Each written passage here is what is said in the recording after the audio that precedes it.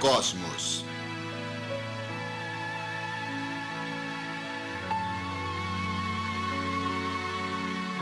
De Carl Sagan.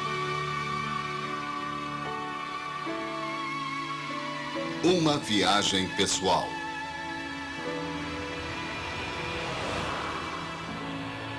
Distribuição Sinapse. Histórias de viajantes.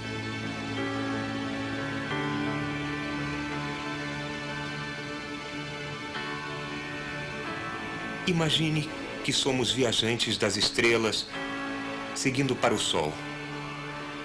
Iríamos encontrá-lo cercado por 4 mundos gigantes cheios de nuvens de gás. O azul Netuno e sua nuvem congelada Tritão. Depois, mais longe na direção do Sol, Urano e seus anéis escuros, feitos talvez de matéria orgânica.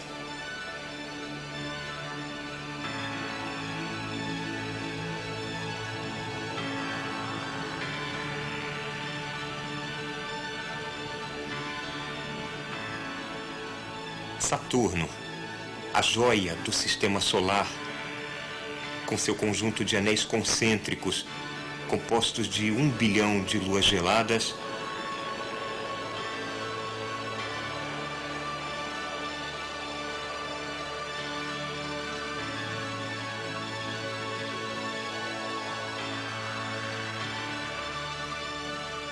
e finalmente, flanqueado por satélites imensos, o maior dos planetas, Júpiter, com suas nuvens multicoloridas, guarnecidas com clarões de raios.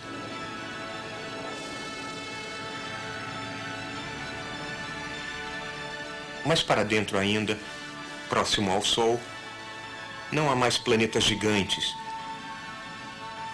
Só um grupo de mundos menores, feitos de rocha e metal, alguns com uma fina camada de ar.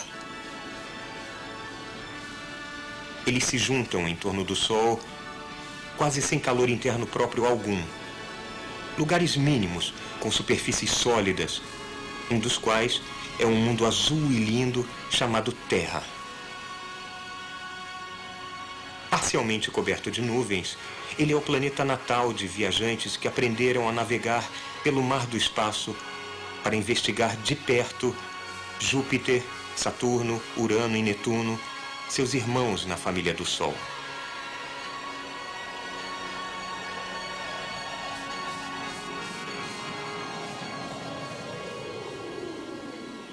As viagens humanas de exploração do sistema solar externo são controladas até agora de um único lugar no planeta Terra, o Laboratório de Propulsão a Jato da Administração Nacional de Aeronáutica e Espaço, a NASA, em Pasadena, Califórnia.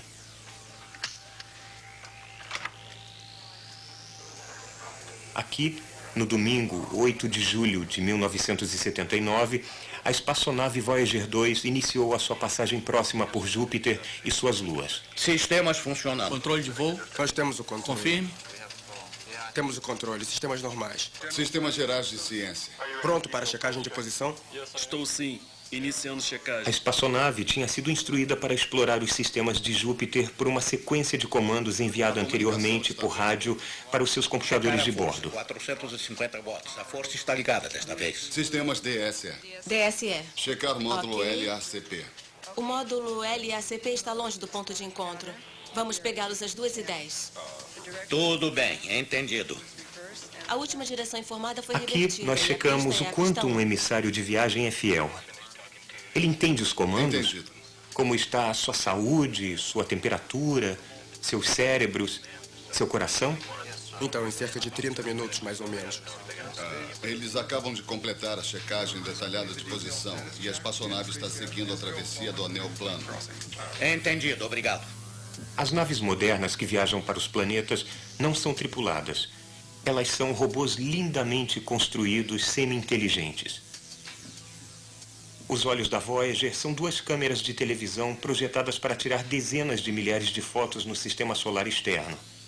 Junto com outros instrumentos, elas estão montadas em uma plataforma de exploração que aponta para os planetas que passam. Os cérebros da Voyager são um conjunto de 3 computadores integrados montados nas naves. Eles se comunicam com a Terra através de uma grande antena de rádio montada como uma vela. A Voyager leva uma mensagem para qualquer civilização alienígena que um dia possa encontrar no espaço interestelar. Seus respiradouros abrem e fecham para ajudar a controlar a temperatura a bordo. Mas a Voyager viaja para tão longe do Sol que não pode depender da energia solar. Em vez disso, possui uma pequena usina nuclear isolada do restante da nave.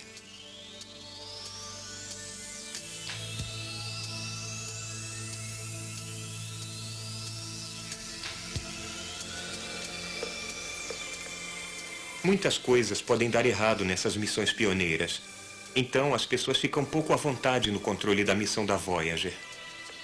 Júpiter é cercado por uma concha de partículas invisíveis, mas extremamente perigosas, carregadas com alta energia. Se a Voyager voar muito perto, seus delicados equipamentos eletrônicos serão fritados. Uma colisão com uma pedra pequena nos anéis de Júpiter pode fazer a espaçonave se revolver totalmente fora de controle, com sua antena incapaz de achar a Terra, e seus dados se perderiam para sempre. A Voyager 1 e a Voyager 2 foram lançadas com um mês de diferença no fim do verão de 1977. Após muitos alarmes e quase desastres, elas conseguiram chegar com sucesso, com diferença de meses, ao sistema de Júpiter, onde trabalharam brilhantemente, fornecendo as primeiras visões próximas do poderoso Júpiter e de suas 4 grandes e misteriosas luas: Io, a mais interior das 4, Europa, e, afastando-se de Júpiter, Ganimedes, e a grande lua mais afastada, Calisto, em uma missão que custa $1 centavo por mundo a cada ser humano no planeta Terra.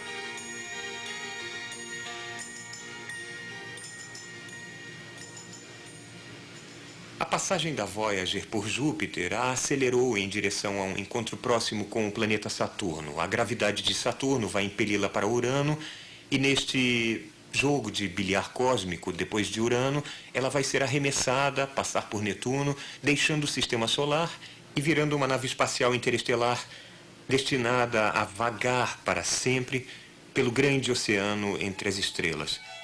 E se a Voyager, em algum tempo em seu futuro distante, encontrar seres de outra civilização no espaço, ela leva uma mensagem. Um disco de fonógrafo dourado, delicado, com instruções de uso. E nesse disco está uma amostra de fotos, sons, saudações e 1h30 de música primorosa, os maiores sucessos da Terra. Um presente através do oceano cósmico de uma ilha de civilização para outra. O disco contém, em inglês, uma pequena saudação adicional escrita à mão que diz: para aqueles que fazem música em todos os mundos, em todos os tempos. Essas viagens de exploração e descobrimento são as últimas de uma longa série que caracterizou e distinguiu a espécie humana. Nos séculos XV e XVI, podia-se viajar da Espanha para os Açores em poucos dias. O mesmo tempo agora que é preciso para cruzar aquele pequeno canal da Terra à Lua. Na época, se levava alguns meses para atravessar o Oceano Atlântico e chegar ao que se chamava de Novo Mundo, as Américas. Hoje se leva alguns meses para atravessar o oceano do Sistema Solar interno e chegar a Marte e Vênus, que são literalmente novos mundos à nossa espera. Nos séculos 17 e 18, podia-se viajar da Holanda à China em, digamos, 1 ou 2 anos. O mesmo tempo que se leva agora para viajar da Terra a Júpiter. E, em comparação com os recursos da sociedade, custava mais na época mandar veleiros para o Extremo Oriente do que custa agora para mandar uma nave espacial para os planetas. A paixão pela exploração está no coração do ser humano. Esse impulso de ir, de ver, de conhecer, achou expressão em cada cultura. A África foi circunnavegada por marinheiros fenícios a serviço de um faraó egípcio no século VII a.C. As ilhas do Pacífico foram colonizadas por navegadores hábeis e heróicos da Indonésia. Grandes frotas de juncos oceânicos zarparam dos portos da dinastia Ming para explorar a Índia e a África. Um século mais tarde, 3 navios partiram da Espanha sob o comando de um navegador italiano para descobrir as Américas. E depois, uma expedição portuguesa conseguiu dar a volta completa neste globo azul. Esses viajantes de muitas culturas foram os primeiros exploradores planetários. Eles uniram a Terra em um único mundo. Em nossas explorações de outros mundos, nós seguimos os seus passos. Nossas espaçonaves atuais são precursoras, à vanguarda das futuras expedições humanas aos planetas. Nós já viajamos por aqui antes e há muito a ser aprendido ao estudar as grandes viagens de alguns séculos atrás.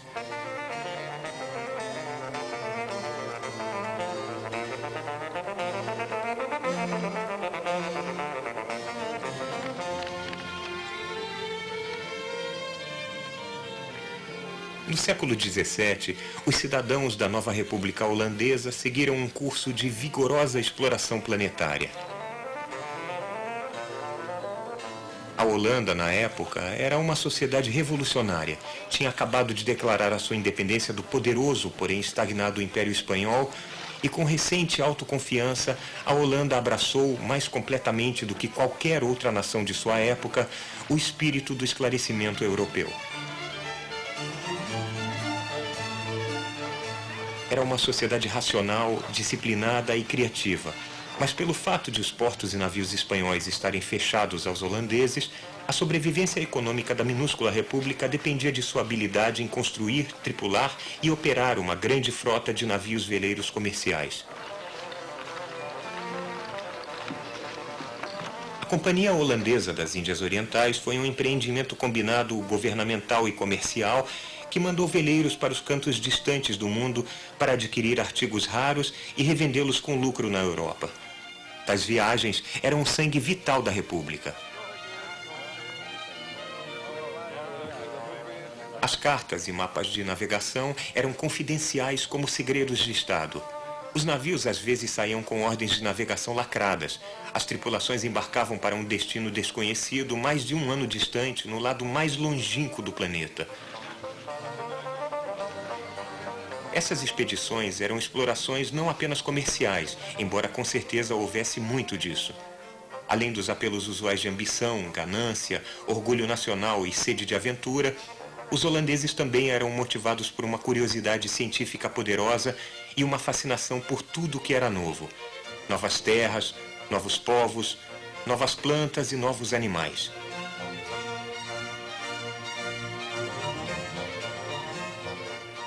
Este prédio, na época a Prefeitura de Amsterdã, ainda atesta a firme autoconfiança de seus arquitetos do século XVII.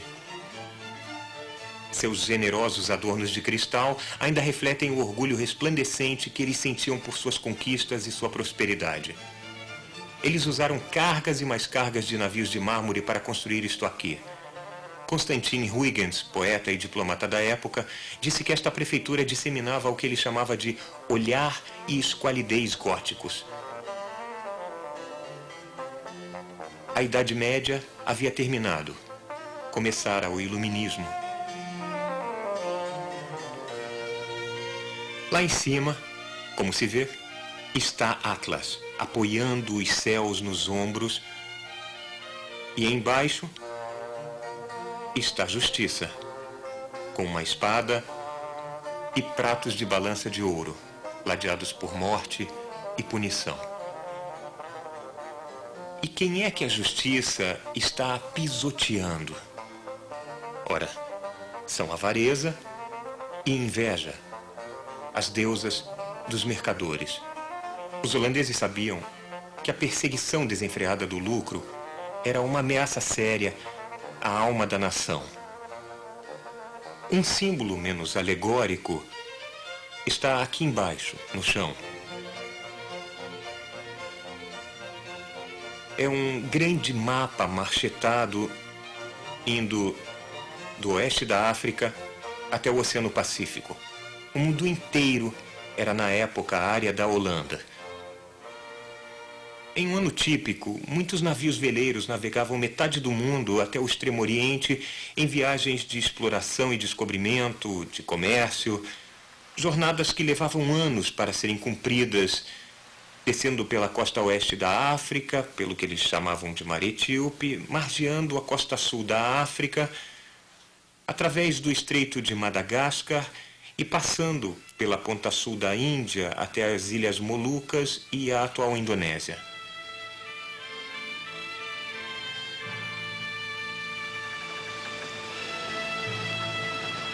Outro conjunto de viagens foi para o sul, e não para o leste, para a Nova Holanda, depois rebatizada como Austrália.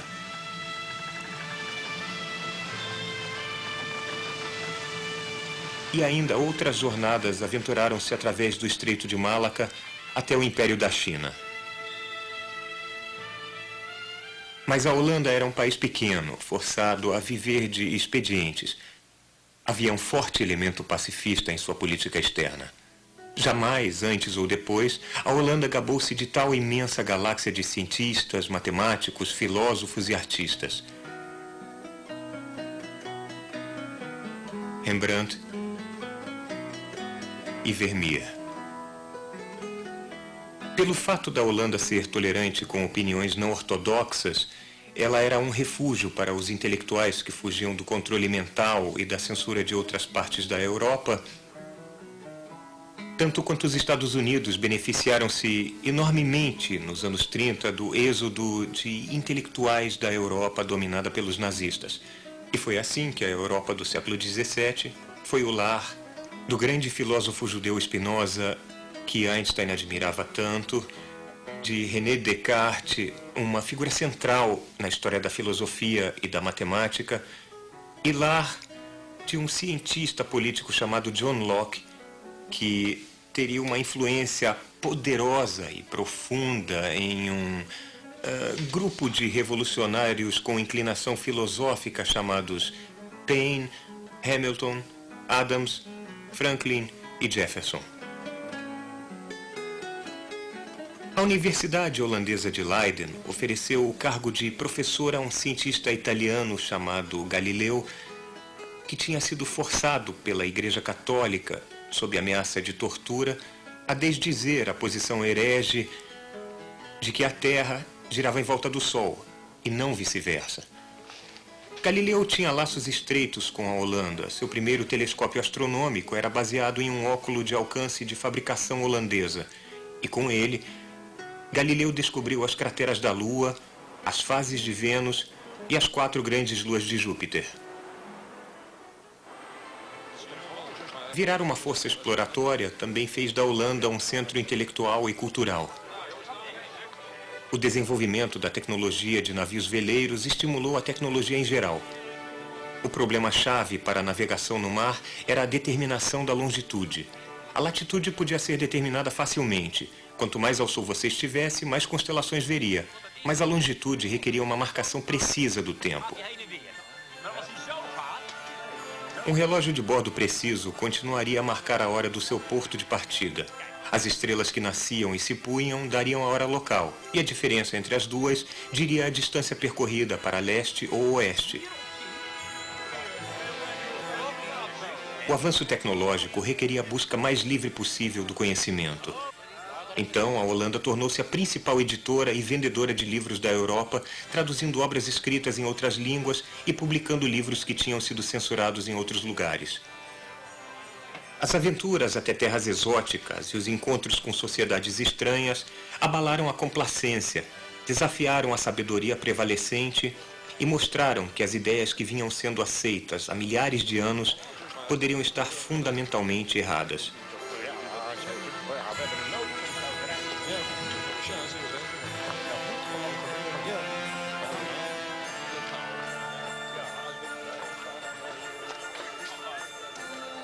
Numa época em que reis e imperadores governavam a maior parte do planeta, a República Holandesa era governada, mais do que qualquer outro poder do mundo, pelo povo. Eles desfrutavam de um certo bem-estar material. Mas o interior de suas casas, celebrado por uma geração de pintores holandeses, sugeria comedimento e discrição.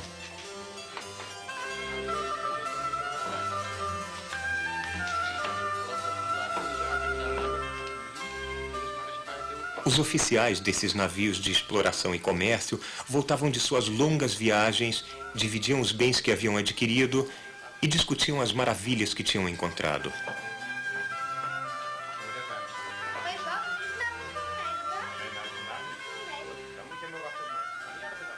A Holanda prosperou em sua liberdade de pensamento.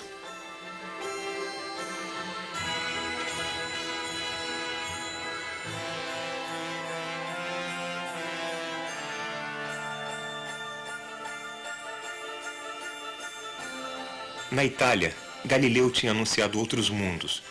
Giordano Bruno tinha especulado sobre vida inteligente em outras partes. Por isso, eles sofreram brutalmente. Mas na Holanda, o astrônomo Christian Huygens, que apoiava fortemente as duas ideias, era coberto de honras. Christian era filho de Constantin Huygens. O ancião Huygens distinguiu-se como mestre diplomata da época, um homem de letras, amigo íntimo e tradutor do poeta inglês John Donne. Constantin também era exímio compositor e músico.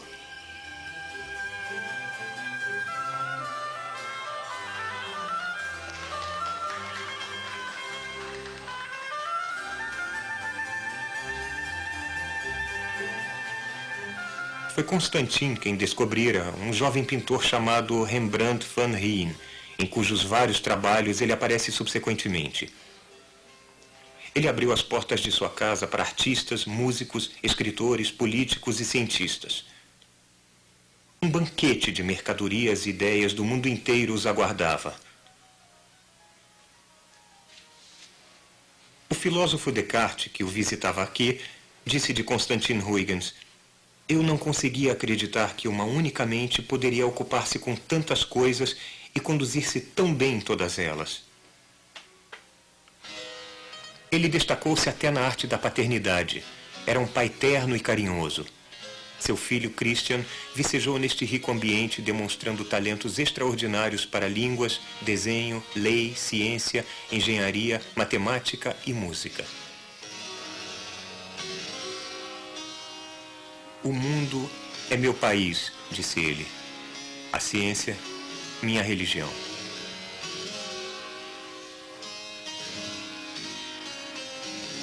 A luz era a ideia principal da época. O iluminismo simbólico da liberdade de pensamento e religião, a luz que banhou as pinturas da época e a luz como objeto de estudo científico. O microscópio foi inventado na Holanda nessa época e virou curiosidade de sala de estar. Seu inventor era amigo de Christian Huygens, um homem chamado Anton Leeuwenhoek.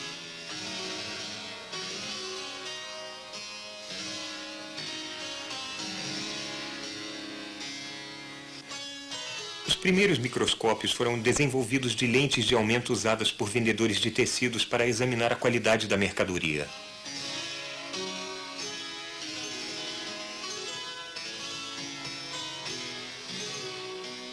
Leeuwenhoek e Huygens são os avós de muito da medicina moderna. Por causa de seu espanto, Leeuwenhoek descobriu um universo em uma gota d'água.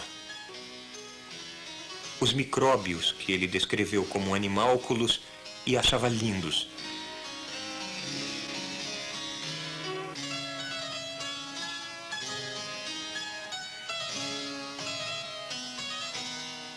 Leeuwenhoek e Huygens estavam entre as primeiras pessoas a ver células de espermatozoides humanos, um microcosmo oculto até este ponto do ciclo de vida humano. Leeuwenhoek tinha descoberto o mundo microbial. Huygens tinha argumentado por suas observações telescópicas que Marte era um outro mundo e provavelmente era habitado.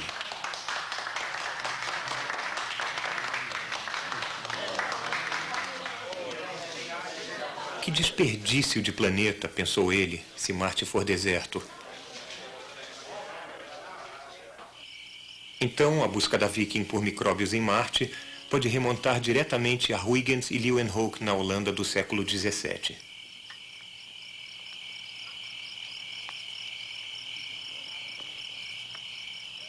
O telescópio e o microscópio desenvolvidos aqui representam uma extensão da visão humana aos reinos do muito pequeno e do muito grande.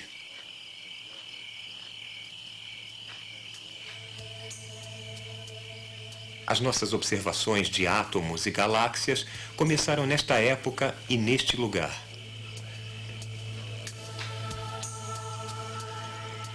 Com a deflexão da luz através de uma lente, Huygens avançou a ideia de que a luz era um tipo de onda. Ele lixou e poliu lentes para os telescópios sucessivamente maiores que construía, embora tenha levado um tempo para descobrir como usá-los adequadamente.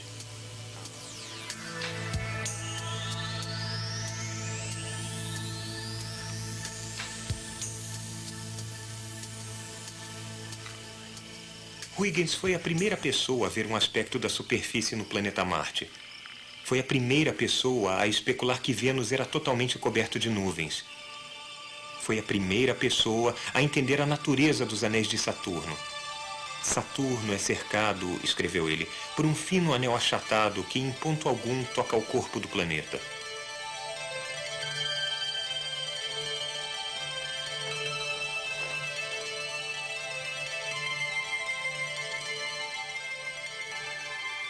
As suas descobertas com o telescópio teriam por si mesmas assegurado o seu lugar na história dos feitos humanos.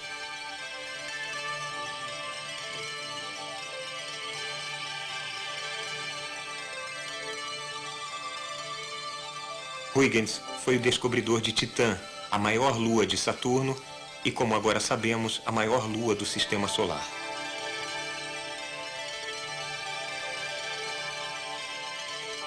O tamanho imenso e as nuvens em transformação de Júpiter o extasiaram. Os astrônomos, assim como os navegadores, necessitam de relógios precisos para marcar o tempo do movimento dos céus. Huygens foi o inventor de muitos relógios de precisão, incluindo o relógio de pêndulo.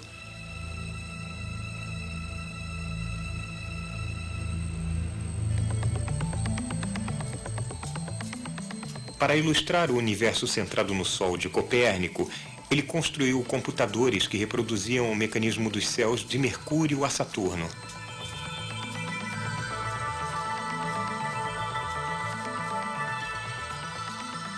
Nas máquinas que projetava, ele assinava: Christian Huygens, inventor. Ele ficou encantado pelo sistema de Copérnico ter sido amplamente aceito no dia a dia da vida na Holanda e reconhecido por todos os astrônomos, exceto os que ele escreveu que eram tanto lerdos ou estavam sob as superstições impostas simplesmente por autoridades humanas. Através do mar do espaço, as estrelas são outros sóis. Um ponto que Huygens estimou perfeitamente bem. Ele argumentou que se o nosso sistema planetário envolvia o Sol e planetas girando em torno dele, que aqueles outros sóis deviam igualmente ter um séquito de planetas girando à sua volta e também que muitos dos outros planetas eram habitados. Ele expôs estas conclusões em um livro notável que levou o título triunfante de Os Mundos Celestiais Descobertos. O subtítulo é Conjecturas referentes aos habitantes, plantas e produções dos mundos nos planetas. Ele escreveu este livro pouco tempo antes de sua morte, no ano de 1690, neste gabinete.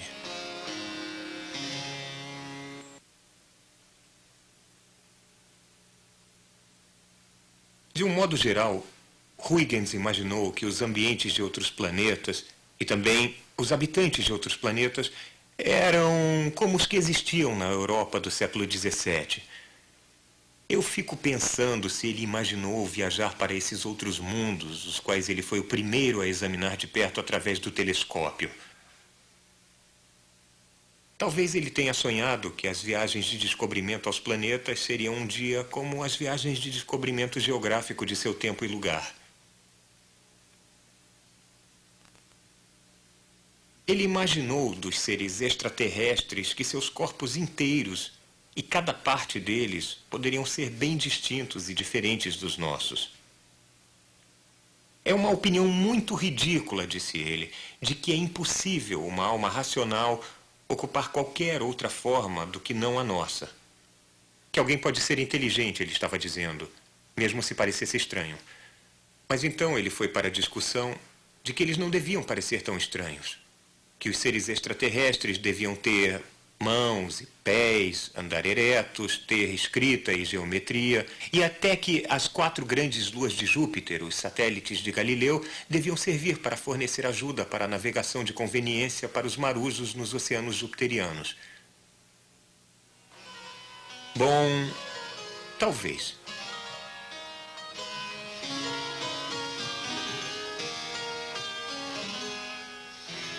Essa parte da especulação provavelmente está errada.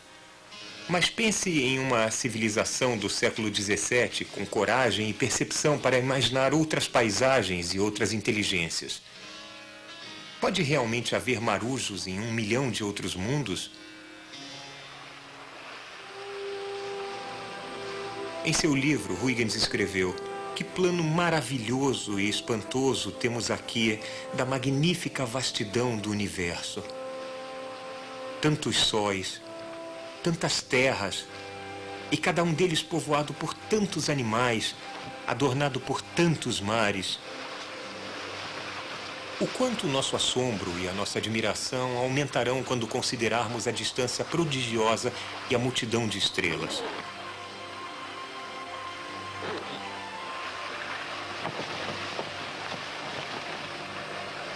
Os holandeses chamavam seus navios de barcos voadores, e as espaçonaves Voyager são suas descendentes, verdadeiros barcos voadores em direção às estrelas. E no caminho, explorando alguns daqueles mundos que Christian Huygens, um homem da Terra, conhecia e amava tanto. Histórias de viajantes. Alguns dos principais artigos que voltavam das viagens dos veleiros de séculos atrás eram histórias. Histórias de terras e criaturas exóticas.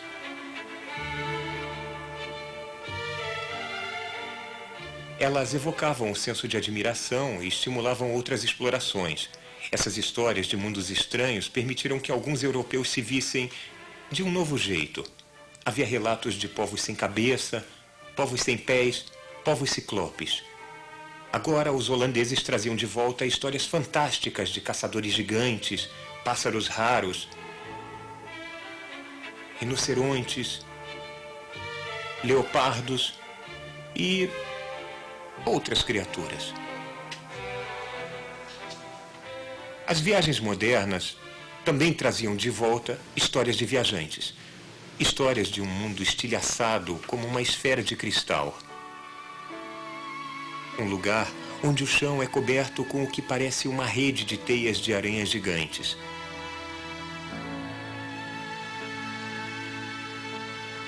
Um mundo com um oceano subterrâneo. Luas minúsculas em forma de batatas. Uma terra esburacada, amarela e vermelha de enxofre derretido e erupções vulcânicas com 300 quilômetros de altura.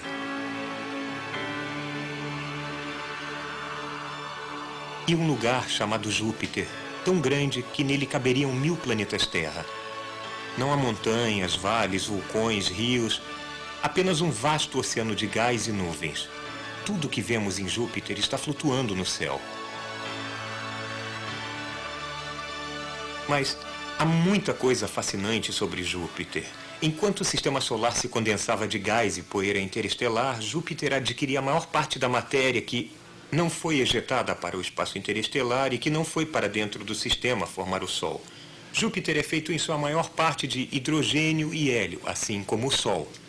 E Se Júpiter fosse algumas dezenas de vezes maior, a matéria dentro dele teria sofrido reações termonucleares no interior e Júpiter teria começado a brilhar com sua própria luz. Júpiter é uma estrela que falhou. Se tivesse virado uma estrela, nós viveríamos em um sistema estelar duplo com 2 sóis em nosso céu e as noites viriam mais raramente. Bem abaixo das nuvens de Júpiter, o peso das camadas sobrepostas de atmosfera produz pressões que são muito maiores do que qualquer uma das encontradas na Terra. As nuvens são só esta pequena camada aqui. O interior profundo é este lugar de alta pressão. A pressão é tão grande que os elétrons foram espirrados de átomos de hidrogênio, produzindo hidrogênio metálico líquido. Mas no núcleo de Júpiter pode haver uma massa de rocha e ferro. Um mundo gigante, parecido com a Terra, embaixo de pressões assombrosas, escondidas para sempre no centro do maior planeta. Antes da Voyager encontrar Júpiter, podia-se ver aquele planeta gigante brilhando à noite no céu, como os nossos ancestrais viram no último milhão de anos. E, a caminho de estudar os dados da Voyager, ao chegar aqui no laboratório de propulsão a jato, eu pensei que Júpiter jamais seria o mesmo de novo. Nunca mais. Apenas um ponto de luz no céu noturno, mas para sempre um lugar para ser explorado e conhecido. Ver as primeiras imagens próximas de um mundo nunca visto antes. Este momento é uma das maiores alegrias na vida de um cientista planetário. Nas primeiras horas da manhã de 9 de julho de 1979, nos monitores de televisão em tempo real no laboratório de propulsão a jato, nós começamos a aprender sobre um mundo chamado Europa. Estes são os exploradores modernos. Homens e mulheres treinados em astronomia, física, geologia ou engenharia. Muitos deles devotaram de 5 a 8 anos a esta única missão. O modelo para a Europa diz que se você começa com líquido, provavelmente poderá bombear energia suficiente para mantê-lo líquido. Mas aquela coisa disse que para ter calor suficiente lá, nós temos que começar o aquecimento antes da Europa esfriar. Eu ainda não compreendi bem, Gene. Que elevação das temperaturas seria essa? Rio e Europa Sei. já são dois, um par. E vamos checar esse Sei. par. Não se pode olhar a Eu vou superfície de um mostrar como mundo é que tão se diferente faz. do nosso sem imaginar como os dois foram Basta que feitos. você o gire um pouquinho. A Voyager nos presenteou com 6 novos mundos apenas no sistema de Júpiter. Quanto mais se aprende sobre outros mundos, melhor compreendemos o nosso próprio. Nós especulamos, criticamos, discutimos, calculamos, refletimos e nos admiramos. Voltamos repetidas vezes aos dados assombrosos e lentamente começamos a entender.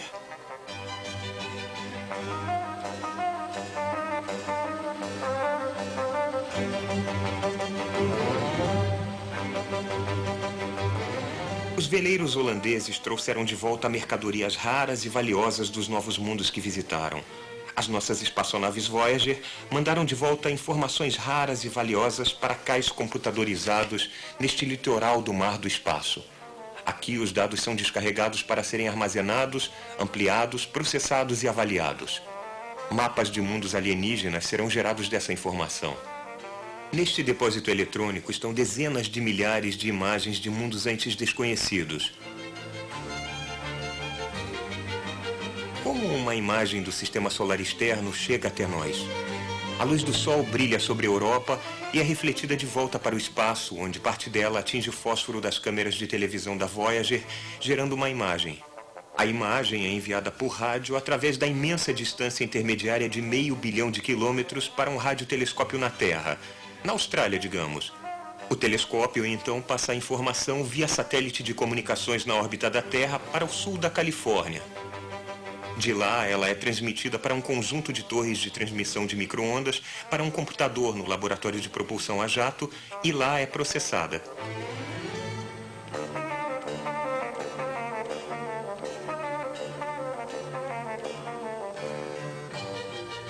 A imagem é fundamentalmente como uma radiofoto de jornal. feita de talvez 1 milhão de pontos individuais de tons diferentes de cinza, tão finos e unidos que a certa distância os pontos constituintes são invisíveis. Nós vemos apenas seu efeito cumulativo. A informação da espaçonave especifica o brilho ou a sombra que cada ponto deve ter. Depois de processados, os pontos são então armazenados em um disco magnético, assim como um disco fonográfico. Até este dia já havia 11 mil imagens da Voyager 2 em nossa biblioteca eletrônica. Finalmente, o produto final deste conjunto notável de elos e transmissões é um formato impresso que sai desta máquina, mostrando, neste caso, as maravilhas de Europa que foram registradas pela primeira vez na história da humanidade hoje. Isto é absolutamente assombroso. Vejam, a Voyager 1 tirou fotos muito boas de outras 3 grandes luas, os satélites galileus de Júpiter, mas não de Europa. Ficou para a Voyager 2 hoje tirar as primeiras fotos de perto de Europa, onde vemos coisas que têm apenas uns poucos quilômetros de um lado ao outro. E à primeira vista não se parece nada com a rede de canais de Marte que Percival Lowell imaginou existir naquele planeta. Vemos uma incrível e intrincada rede de cruzamentos, linhas retas e curvas. São sulcos em linha reta? São canais? Haveria ligação com as placas tectônicas da Terra? Como ela ilumina os outros satélites do sistema jupiteriano? Neste momento, a louvada tecnologia produziu uma coisa assombrosa, mas resta as limitações e a inteligência de outro dispositivo, o cérebro humano, compreendê-la. Felizmente, temos muitas fotos para ajudar-nos. E a ideia do Gene, de geysers nos canais? Geysers nos canais? Bem, é preciso um mecanismo para impulsioná-los e ainda Larry não temos Soderblom, evidências da equipe de alguma imagens da disso. Voyager. Pus uma ideia doida há alguns meses de que poderíamos ter um tipo de modelo de garrafa de champanhe. E aí a crosta seria selada e teríamos líquido por baixo dessa crosta sólida.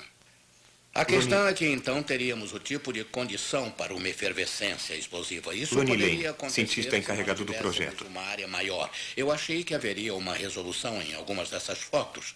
Na verdade, não se vê alguma coisa que se espalhe lateralmente. Você está com aquela de alta resolução?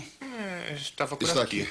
É onde captamos Aqui. o relevo. E se vamos ver, coisas que podemos reconhecer, como esta área mais... Semanas escura. após recebermos as fotos de Europa, ainda estamos debatendo o que havia Aqui nelas. tem outra coisa. Olha, esta pequena plataforma aqui, nós chegamos quase ao limite de resolução exigido para vermos as crateras.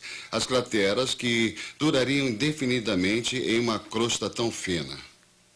Além das linhas, há um vasto conjunto de pontos pequenos, muito finos, marcas que estão em sua maior parte no terreno malhado, como esses aqui. Você acha que são locais de saída de gases, crateras, fumarolas, sulfataras? Eu não sei, mas uma coisa eu digo para vocês. Eu acabei de marcar. Vamos dar uma olhada. Olha bem aqui, desapareceu.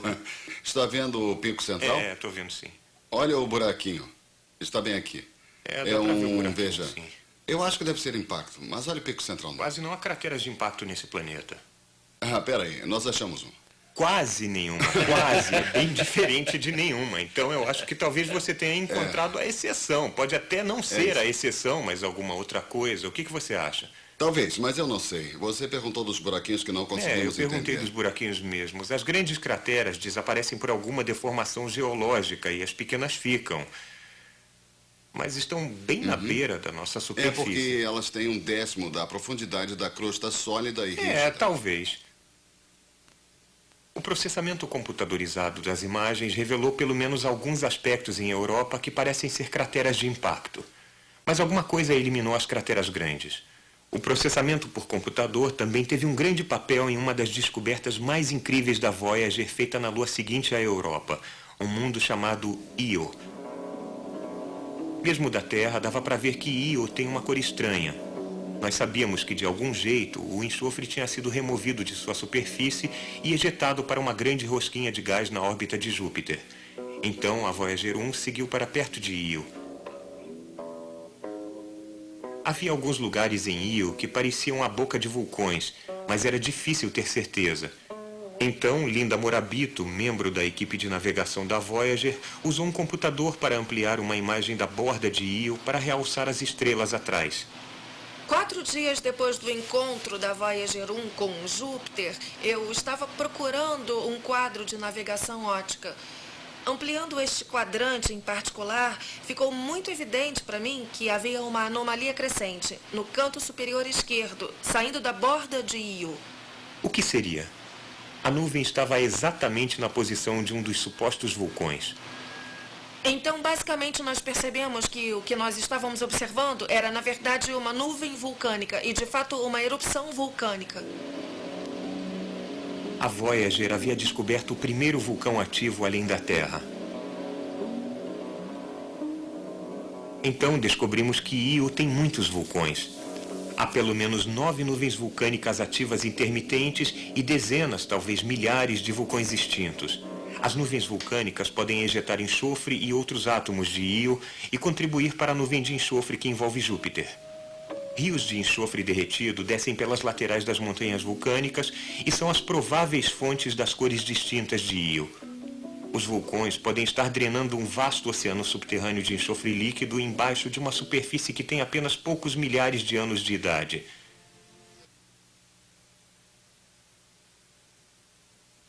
Até agora, em nossas viagens ao sistema solar externo, nós, humanos, ficamos em casa e enviamos nossos robôs e computadores para explorarem nosso lugar.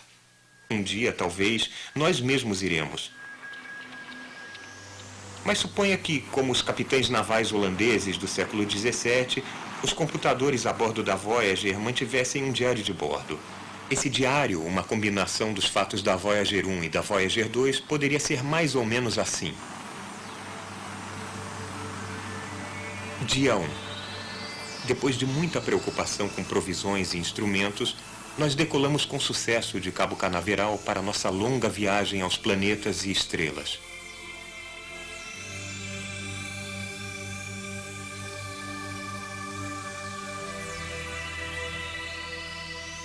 Dia 13. Tiramos as primeiras fotografias da Terra e da Lua como mundos juntos no espaço. Um belo par. Dia 170. Um problema na disposição do suporte de carga que sustenta a plataforma de sondagem científica. Se o problema não for resolvido, não conseguiremos tirar a maior parte das fotos. Dia 207. Problema do suporte de carga resolvido, mas há uma falha no transmissor principal de rádio. Se o transmissor de reserva também falhar, ninguém na Terra jamais terá notícias nossas de novo. Dia 215. Nós ultrapassamos a órbita de Marte e entramos no cinturão de asteroides. Dia 570. Agora podemos conseguir mais detalhes de Júpiter do que os maiores telescópios da Terra já conseguiram.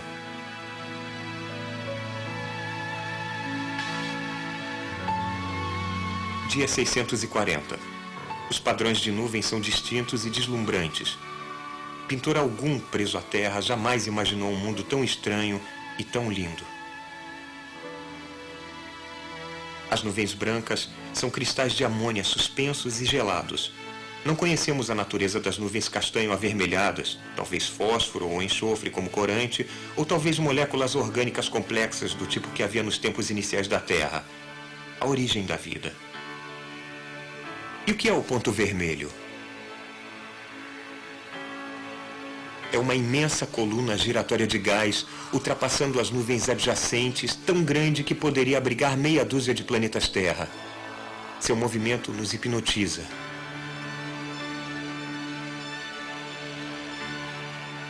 Então, pense que o ponto vermelho é uma grande tempestade giratória com 1 milhão de anos. Dia 650.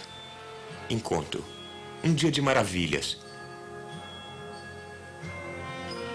A nave manobra para que possamos tirar fotos da bacia multianelada de Calisto.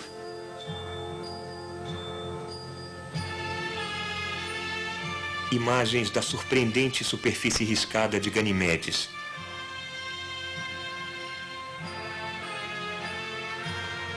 uma passagem próxima à Europa e uma visão da vulcânica Io.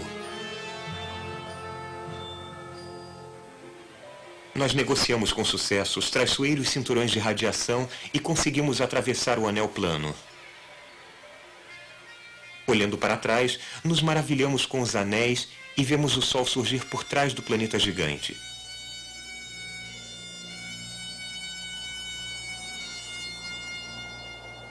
Estamos saindo em nossa missão para explorar o sistema solar externo. Daqui a 10.000 anos, a Voyager vai mergulhar a caminho das estrelas. Nós construímos as naves que cruzam o mar do espaço.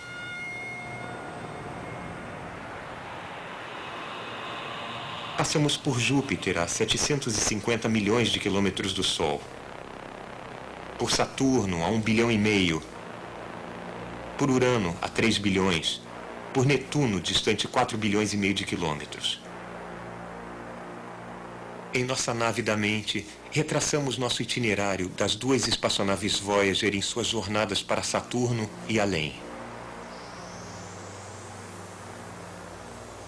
Saturno foi visto pela primeira vez através de um telescópio por Galileu. Seus anéis foram primeiro compreendidos por Huygens, mas somente agora começamos a penetrar em seus mistérios mais profundos.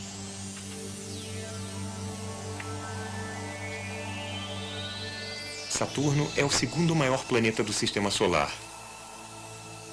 Como Júpiter, ele é coberto de nuvens e gira uma vez a cada 10 horas. Tem um campo magnético mais fraco, um cinturão de radiação mais fraco e um grande, magnífico e refinado sistema de anéis.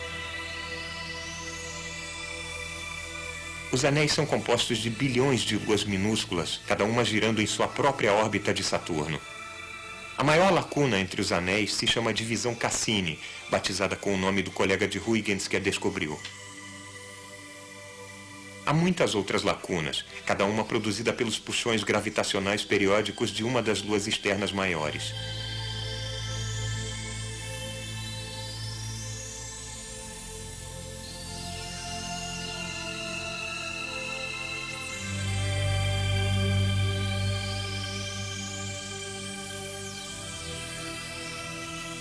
Logo abaixo dos anéis planos, vemos um céu cheio de luas.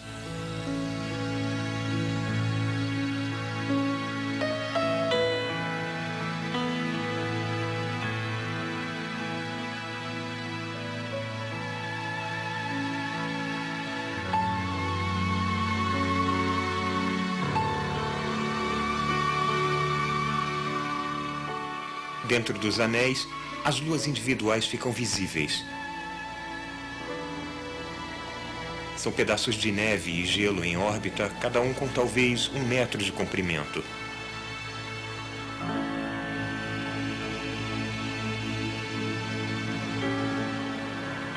Nas partes jovens do sistema de anéis, não houve tempo suficiente para colisões para arredondar as bordas desses fragmentos, as bolas de neve de Saturno.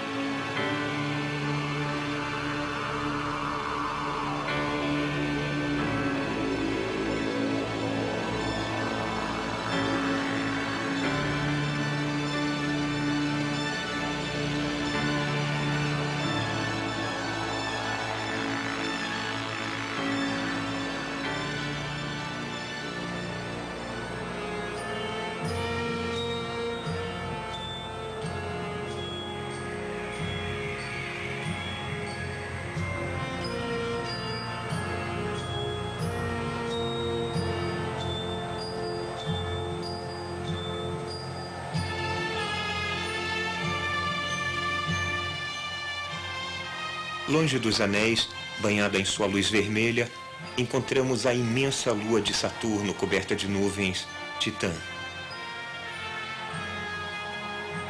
Descoberta por Christian Huygens, é a maior lua do Sistema Solar.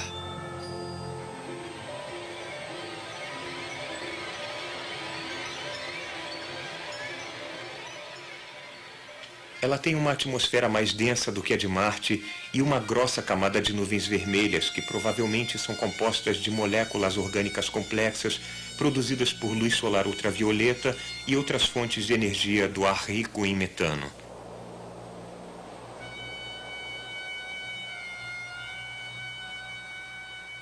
Nave alguma da Terra jamais penetrou nessas nuvens e viu de perto a superfície desse mundo sedutor.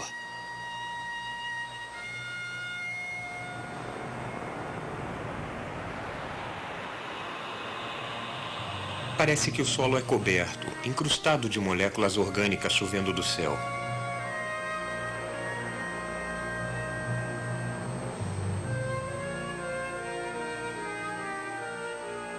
Pode haver vulcões e vales de gelo e apenas talvez, escondido nos lugares quentes, algum tipo muito diferente de vida.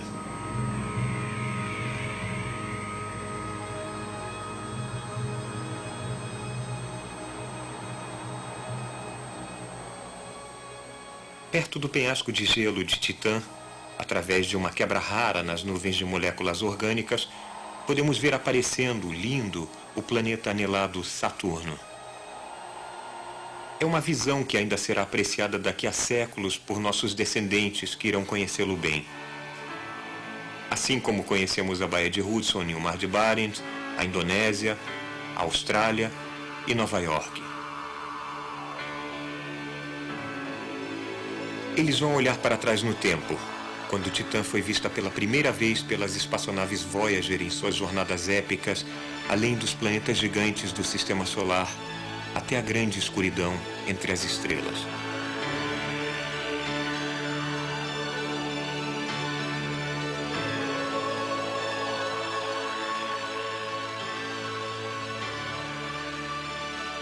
Cosmos, atualização. Desde que a série Cosmo foi exibida pela primeira vez, a espaçonave Voyager explorou os sistemas dos planetas Saturno, Urano e Netuno, e agora passou pelos planetas mais externos a caminho das estrelas. Nós inserimos o sabor desses encontros no nosso Diário do Capitão. Mas com o processamento de imagens, fomos capazes de reconstruir filmes incríveis de alguns desses mundos. Aqui, por exemplo, está Júpiter com sua grande mancha vermelha. E a vulcânica Io girando à nossa frente. A gelada Encelado, uma pequena lua de Saturno na qual, em sua maior parte, de alguma forma, as crateras derreteram. E Miranda de Urano. O austero Netuno Azul. Ou considerem Titã, a lua gigante de Saturno. Nós pegamos o nitrogênio e o metano em sua atmosfera, os irradiamos em laboratório com elétrons do tipo que são lançados em Titã do campo magnético de Saturno e fizemos isto aqui, que casa quase que perfeitamente com as propriedades observadas do nevoeiro de Titã. O que é isto? É uma mistura de moléculas orgânicas complexas. Se jogarmos um pouco disto na água, teremos, dentre outras coisas, aminoácidos, os blocos de montar das proteínas. Então, os materiais que iniciam a vida estão chovendo dos céus de Titã como maná do paraíso. Eu mal passo a esperar até que a missão Cassini mande uma sonda atravessar o nevoeiro orgânico de Titã até a sua superfície enigmática. A espaçonave Voyager foi em frente, passou pelos planetas em direção às estrelas, ainda mandando dados. Ao deixar a parte planetária do Sistema Solar, a Voyager 1 virou-se para tirar as últimas fotos dos planetas do Sistema Solar. E uma dessas fotos era da Terra, um ponto azul minúsculo em um raio de sol. Aqui está. É onde vivemos, a nossa casa. Nós, seres humanos, somos uma espécie e este é o nosso mundo. É nossa responsabilidade tratá-lo com carinho. De todos os mundos em nosso sistema solar, é o único, até onde sabemos, favorecido pela vida. Versão brasileira MG Studio.